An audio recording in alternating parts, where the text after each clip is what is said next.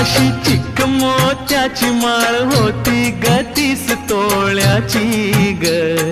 चिक मोत्याची माळ होती ग 30 तोळ्याची ग. जसा गणपतीचा गोंडा चौरंगी लाल बावटा ग.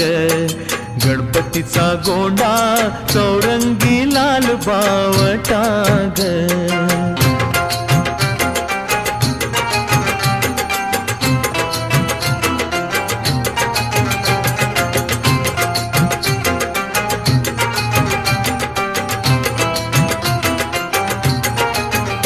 या चिक माळेला रेशमी मौचार दोराग. या चिक माळेला रेशमी मौचार दोराग. मऊ रेशमाच्या दोऱ्यात नवरंगी माळ ओ